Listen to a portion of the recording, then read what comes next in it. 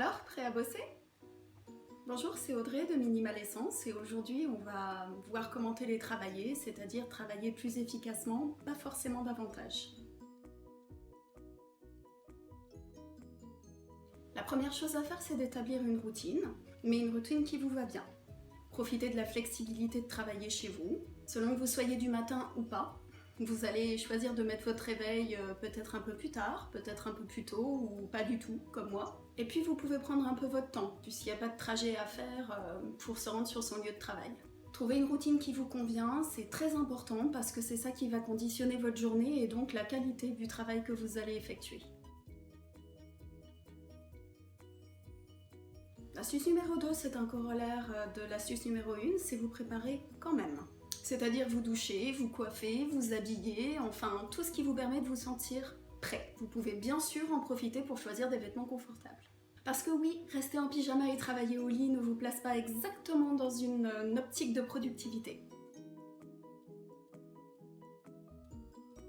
Créez un environnement propice. Choisissez si possible un endroit dédié au travail, loin des distractions, pouvoir séparer facilement perso et professionnel et ne pas être constamment tenté de faire des choses pour la maison ou d'être sollicité par les autres. En tout cas, même si c'est un coin de table, il vous faut un endroit bien ordonné où vous avez juste ce dont vous avez besoin pour travailler. À savoir votre ordinateur, des cahiers de notes, vos dossiers, de quoi écrire, etc. Les petits plus confort. Un verre d'eau aromatisé, une tasse de thé, une tasse de café, un petit encas diététique. C'est important, diététique. Peut-être une plante, des huiles essentielles relaxantes ou dynamisantes, selon.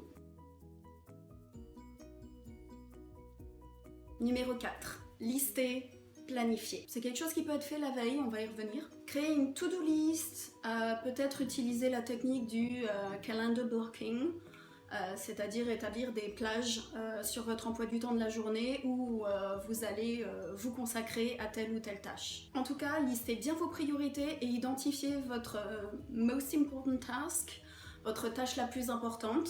Deux cas de figure. Commencez par elle, ce qui est fait n'est plus à faire. Il faut savoir que notre volonté s'amenuise au fur et à mesure des décisions prises dans la journée, même si ces décisions n'ont que très peu d'importance. En revanche, si vous n'êtes pas très motivé ce jour-là, commencez par une tâche plus légère qui vous tente davantage et profitez de la satisfaction apportée par le sentiment d'avoir accompli quelque chose pour pouvoir en entreprendre une deuxième, une troisième, etc. Number 5. Restez concentré. Et oui, il va falloir éteindre la télé, le portable, enfin en tout cas les notifications. N'essayez pas non plus d'accomplir plusieurs tâches en même temps. Le multitasking, c'est surtout l'art de bâcler plusieurs tâches en même temps. En revanche, ce qu'on appelle batching, c'est plutôt efficace. C'est un petit peu comme quand on attend d'avoir pas mal de linge de la même couleur ou de la même sorte pour faire une machine. C'est attendre d'avoir plusieurs tâches semblables, similaires, qu'on va pouvoir accomplir du coup en même temps, en perdant un minimum de temps à s'y préparer. Numéro 6, restez concentré, oui, mais prévoyez des pauses. Vous pouvez utiliser la technique Pomodoro en mettant votre chronomètre sur 30, 40 ou 50 minutes et puis faites une pause.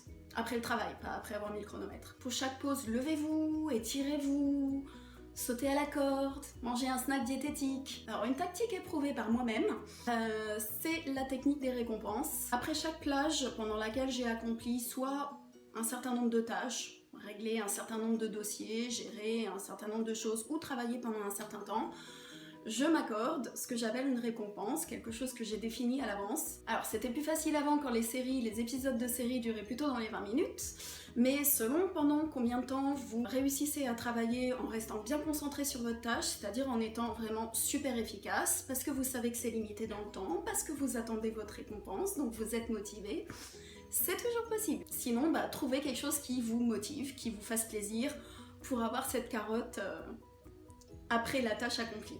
Essayez, vous verrez, ça donne l'impression de pas vraiment travailler alors qu'en fait on accomplit pas mal de choses de cette manière.